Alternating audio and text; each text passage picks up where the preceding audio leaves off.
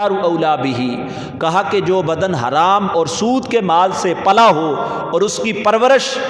سود کے مال کے ذریعے اور حرام مال کے ذریعے ہوئی ہو تو سرکار نے فرمایا وہ بدن آگ کا زیادہ مستحق ہے، وہ آگ کا زیادہ مستحق ہے، وہ آگ کے اندر زیادہ جائے گا۔ تو یہ رسول اللہ صلی اللہ علیہ وسلم نے کتنے واضح الفاظ کے اندر ارشاد فرمایا۔ اب دیکھیں یہ صرف ایک آیت اور اس کے تحت کتنی باتیں پتہ چلیں۔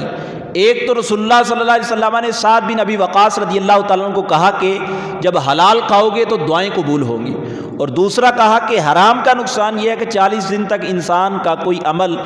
کوئی دعا اللہ کی بارگاہ کے اندر قبول نہیں ہوتی، اور پھر کہا کہ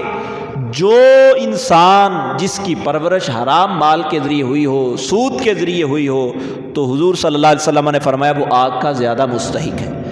تو رسول اللہ صلی اللہ علیہ وسلم نے کتنے واضح الفاظ کے ساتھ اس بات کی وضاحت فرمائی۔ تو اس لیے آج ہماری بہت ساری ایسی پرابلمز ہیں، ایسی چیزیں ہیں کہ اگر ہم رسول اللہ صلی اللہ علیہ وسلم کی زندگی اور صحابہ کی زندگی دیکھیں تو وہ تو معمولی کام کو بھی اس وجہ سے چھوڑ دیتے تھے کہ اس کے اندر شبہ ہوتا تھا، اس کے اندر شائبے والے کام کو بھی نہیں کرتے تھے۔ تو آج ہمیں اپنے رزق، اپنے معاملات، کاروبار کے اندر یہ ساری چیزیں دیکھنی چاہیے کہ ایک انسان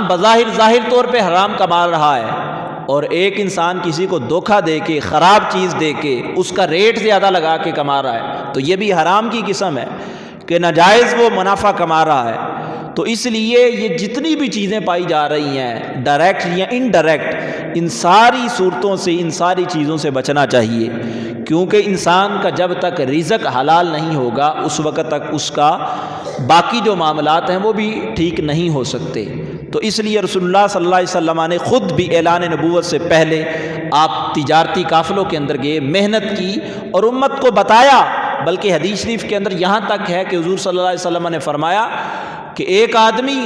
اگر جنگل کی طرف چلا جائے اور وہاں سے لکڑیاں کاٹ کے لائے اور آ کے بازار کے اندر فروخت کرے تو کہا یہ کام اس کے لیے زیادہ اچھا ہے کہ وہ لوگوں سے مانگتا پھرے اور لوگ اس کو دیں یا نہ دیں۔ تو کہا محنت کر کے، مشقت کر کے اس کا حلال روزی کمانا یہ اس کے لیے